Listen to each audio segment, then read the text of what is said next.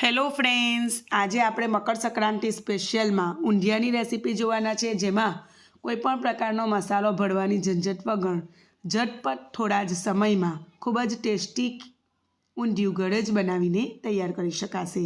તો ચાલો આપણે બનાવવાનું શરૂ કરીએ. તો એના માટે મેં એક કુકર લઈ લીધેલું છે અને એમાં આપણે 2 નાની વાટકી જેટલા લીલા તુવેરના દાણા, 1 વાટકી જેટલા લીલા ચણા અને 1 વાટકી જેટલા મટર લીધેલા છે. મેં ફ્રોઝન કરેલા એટલા માટે મેં ફ્રોઝન કરેલા લીધેલા છે. તમે તાજા પણ લઈ શકો છો. એમાં વાલોડ પાપડી લગભગ 500 ગ્રામ જેટલી છે. તો દેશી વાલોડ પાપડી છે અને બીજી એક મોટી આવે છે એવી વેરાયટીની છે. એ બધું લઈને એમાં સ્વાદ પ્રમાણે 1 ચમચી જેવું મેં મીઠું, થોડો હળદર પાવડર અને 1 ગ્લાસ પાણી નાખીને મિક્સ કરીને 1 સીટી આવે ત્યાં સુધી એને બાફવા માટે એક બાજુ પર ગેસ પર મૂકી દઉં છું. તો ફ્રેન્ડ્સ, બાકીની બીજી બધી પ્રોસેસ આપણે કઢાઈમાં કરવાના છે. ફક્ત આટલી વસ્તુ આપણે બાફીને લેવાના છે.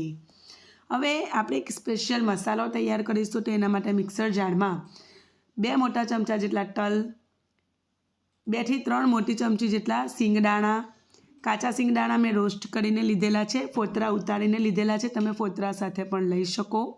તીખા ગાંઠિયા, તો તીખા ગાંઠિયાની જગ્યા પર તમે તીખી નમકીન દાળ પણ લઈ શકો અથવા બેસનના તીખા સેવ પણ લઈ શકો. સાથે સાથે થોડા મોડા ગાંઠિયા મેં ઉપયોગમાં લીધેલા છે. એનો પાવડર બનાવીને મેં તૈયાર કરી દીધેલો છે. તો પલ્સ મોડ પર ઓન ઓફ કરીને મેં આ રીતનો દરદરો પાવડર બનાવીને તૈયાર કરેલો છે. તો આનો ટેસ્ટ બહુ સરસ આવે છે અને એનાથી મુઠિયાનો જે રસો છે એ સરસ ઘટ્ટ બનશે. હવે 2 મોટી સાઇઝના ટામેટાં મેં ધોઈને લઈ લીધેલા છે. ટામેટાનું પ્રમાણ તમે વધારે પણ કરી શકો છો, 4 થી 5 પણ લઈ શકો છો. અને એને ધોઈને આ રીતે કટ કરીને એની પેસ્ટ બનાવીને સાઈડ પર મૂકી દઈશું. તો જુઓ, આ રીતે 2 જ ટામેટાં ફક્ત મેં લીધેલા છે અને જે મિક્સર જારમાં મેં સ્પેશિયલ મસાલો અત્યારે વાટ્યો એમાં જ ટામેટાની પેસ્ટ બનાવીને સાઈડ પર મૂકી દઉં છું. બરાબર. બીજી બાજુ પર કઢાઈમાં મેં તેલ ગરમ કરવા માટે મૂકી દીધેલું છે. તો અહીં મેં 2 કપ જેટલું તેલ લીધેલું છે. તો ઊંધિયામાં તેલનું પ્રમાણ થોડું વધારે જોઈતું હોય છે. તેલ ગરમ થઈ જાય એટલે એમાં 1 કપ સૂરણ, 1 કપ જેટલું રતાળું અને 2 શક્કરિયા મોટી સાઇઝના મેં આ રીતે ધોઈને કટ કરીને લઈ લીધેલા છે. તો બધી વસ્તુને મીડિયમ હાઈ ફ્લેમ પર આપણે ક્રિસ્પી થાય ત્યાં સુધી 3 થી 4 મિનિટ સુધી ફ્રાય કરી લઈશું. તો સરસ અંદર સુધી થઈ જાય અને બહારનું લેયર એનું સરસ ગોલ્ડન અને ક્રિસ્પી આવી જાય ત્યાં સુધી આપણે આ બધી વસ્તુને તેલમાં ફ્રાય કરવાની છે. તો આ વસ્તુઓને આપણે બાફવાના નથી, એટલે એને કમ્પ્લીટલી આમાં ફ્રાય કરવાની છે, જેથી એમાં કોઈ પ્રકારની કચાશ ન રહી જાય. તો જો આ રીતનું ગોલ્ડન લેયર આવી ગયું છે અને લગભગ 4 મિનિટ જેવું મેં એને મીડિયમ હાઈ ફ્લેમ પર રોસ્ટ કરેલું છે, તેલમાં આ રીતે ફ્રાય કરેલું છે. હવે એને આપણે એક ડીશમાં કાઢી લઈશું. તો બધી જ વસ્તુને મેં તેલ નીતાળીને એક ડીશમાં કાઢી લીધેલી છે. હવે સેમ તેલમાં બટેટા એડ કરી રહેલી છું. તો મેં 3 મીડિયમ સાઇઝના બટેટાને છોલતા ઉતારીને પાણીમાં રાખેલા અને અત્યારે પાણીમાંથી નીતાળીને હું તેલમાં એડ કરી રહેલી છું. તો પાણી સરસ નીતાળીને પછી તેલમાં એડ કરવાનું, જેથી પાણીના છાંટા આપણા ઉપર ના ઉડે. હવે તમે જોઈ શકો છો સરસ ગોલ્ડન કલર બટેટા પર આવી ગયો છે. તો એને પણ આપણે સેમ ડીશમાં કાઢી લઈશું. જેમાં આપણે રતાળું, શક્કરિયા વગેરે કાઢેલું છે એમાં જ કાઢી લઈશું. અને એ જ તેલમાં પછી રીંગણ, તો મેં રીંગણને આ રીતે 4 વચ્ચેથી પ્લસ સાઇડમાં કટ કરી લીધેલા છે અને હવે એને આપણે ફ્રાય કરી લઈશું. તો રીંગણને ફ્રાય થતાં બિલકુલ પણ વાર નથી લાગતી હોતી અને ગરમ ગરમ તેલમાં મેં એને નાખ્યા એટલે તમે જોઈ શકો છો ગ્રીન કલરના રીંગણ પર ગોલ્ડન કલરના સ્પોટ આવી ગયો છે. તો એને બસ લગભગ 1-8 મિનિટ જેવું આપણે તેલમાં આ રીતે ફ્રાય કરીને રીંગણને કાઢી લેવાનું, ઓવરકુક નહીં કરવાનું. બધી સબ્જીને મેં એક જ ડીશમાં કાઢી લીધેલી છે ફ્રાય કરીને. હવે સેમ તેલમાં હું મુઠિયા ફ્રાય કરી રહેલી છું. તો ફ્રેન્ડ્સ, મુઠિયાની રેસીપી મેં મારી ચેનલ પર મૂકેલી છે, તો એ પણ તમે જોઈ શકો છો. તો ઘઉંનો કડકડો લોટ 1 કપ, પછી 4 ચમચી જેટલું બેસન અને 4 ચમચી જેટલો બાજરીનો લોટ, અને ના હોય તો તમે એને સ્કીપ પણ કરી શકો. જનરલ બધા જ મસાલા, તલ, ગોળ અથવા ખાંડ એડ કરીને અને 1.5 કપ જેટલી મેથી લઈને મેં આ મુઠિયાનો લોટ તૈયાર કરેલો.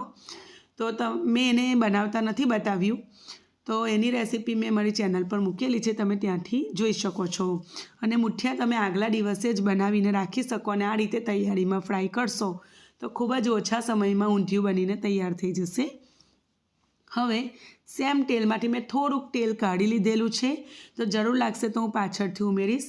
એમાં 1 ચમચી જેટલો અજમો એડ કર્યો છે, 3 લાલ મરચાં સૂકા એડ કર્યા છે અને હિંગ એડ કરીશું. તો અજમો અને હિંગ જરૂરથી એડ કરજો, જેથી બધી સબ્જી પચવામાં સરળ બને. અને એમાં આદું, લસણ અને મરચાંની પેસ્ટ 3 ચમચી જેવી મેં એડ કરી છે. તો અહીં મરચાં તીખા હોય તો તમે જેવું તીખું ખાતા હોય એ પ્રમાણે તમારે એડ કરવાનું. અને થોડો ચડિયાતો મસાલો એડ કરવાનો, કારણ કે ઊંધિયામાં ઘણી બધી સબ્જી હોય છે, તો ચડિયાતો મસાલો હોય તો ખાવાની મજા આવે છે. અને 1 નાની વાટકી જેટલું લીલું લસણ મેં સમારીને એડ કર્યું છે. તો લીલા લસણનો ટેસ્ટ એમાં બહુ જ સરસ લાગતો હોય છે ને અત્યારે શિયાળાની સિઝનમાં લસણ ઇઝીલી મળે છે, તો તમે જરૂરથી એડ કરજો. થોડીવાર એને ફ્રાય કરીને પાવડર મસાલામાં 1/4 ચમચી જેટલો હળદર પાવડર, 2 ચમચી જેટલો કશ્મીરી લાલ મરચું પાવડર, 2 મોટી ચમચી જેટલો ધાણા જીરું પાવડર એડ કરેલો છે. બધી વસ્તુને સારી રીતે આપણે મિક્સ કરી દઈશું. આ ટાઈમ પર મેં ગેસની ફ્લેમ થોડી સ્લો કરી દીધેલી છે, જેથી મસાલા બળે નહીં. પછી તેમાં આપણે જે સ્પેશિયલ મસાલો તૈયાર કર્યો છે, તલ, સિંગ અને ગાંઠિયા નાખીને એ મસાલો એડ કર્યો છે. અને એમાં 1 ચમચી ગરમ મસાલો એડ કર્યો છે. અને સાથે સાથે 2 ટામેટાં જે મેં પીસીને રાખેલા એ આ ટાઈમે આપણે એડ કરી દઈશું. અને બધી વસ્તુને એકદમ સરસ રીતે થવા દેવાની. ટામેટાં જેમાં પીસેલા એમાં થોડુંક પાણી મેં એડ કરેલું, અડધી ગ્લાસ જેવું, અને એને અહીંયા એડ કરી દઉં છું, જેથી મસાલા બળે પણ ના અને સરસ રીતે શેકાઈ જાય. તો ફ્રેન્ડ્સ, એમાં હું ઊંધિયાનો મસાલો પણ એડ કરી રહેલી છું. તો રેડીમેડ જે મસાલો મળે છે ઊંધિયાનો એ મેં 1 પેકેટ અહીં યુઝ કરેલું છે, 10 રૂપિયાવાળું પેકેટ. અને સરસ રીતે મિક્સ કરી લઈશું. અને એમાંથી મેં જે તેલ કાઢી લીધેલું ને એમાંથી મેં થોડું તેલ મને જરૂર લાગી તો મેં એડ કરેલું છે. તો મુઠિયા તળ્યા પછી મેં ખાસું એવું તેલ કાઢી લીધેલું અને ફક્ત 2 મોટા ચમચા જેટલું તેલ રહેવા દીધેલું. તો જરૂર લાગશે હું એમાં ઉમેરીશ અને ઓછામાં ઓછા તેલમાં ઊંધિયું બને એવી ટ્રાય કરીશ. જો કે ઊંધિયામાં તેલનું પ્રમાણ વધારે હોય છે, પણ હેલ્ધી બનાવવા માટે મેં તેલ ઓછું યુઝ કર્યું છે.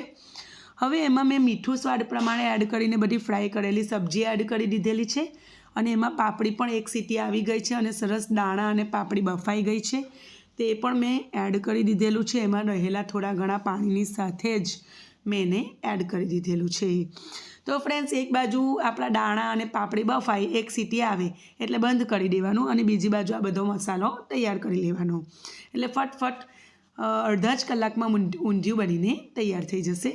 થોડું ઘણું પાણી એડ કર્યું છે મેં એમાં અને પછી મિક્સ કરી લઈશ. અને મીડિયમ ફ્લેમ પર એને થોડીવાર સુધી આપણે થવા દેવાનું છે. તો આપણે એને થોડીવાર ખુલ્લામાં અને થોડીવાર ઢાંકીને થવા દઈશું. અને આ રીતે એમાં મેં થોડો ગોળ એડ કર્યો છે અને ટેસ્ટ કરીને થોડું મીઠું પણ એડ કર્યું છે.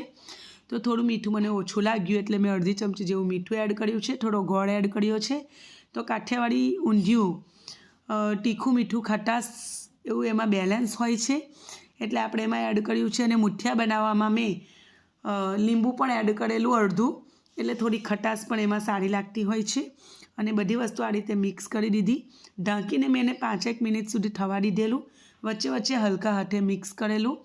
અને મારે આટલી ગ્રેવી રાખવી છે. તમારે વધારે ગ્રેવી રાખવી હોય તો તમે વધારે થોડું પાણી નાખી શકો. તો મેં થોડું લસતું રાખેલું છે. એમાં મુઠિયા એડ કરી દીધેલા છે ને હવે ગરમા ગરમ આપણે એને સર્વ કરીશું.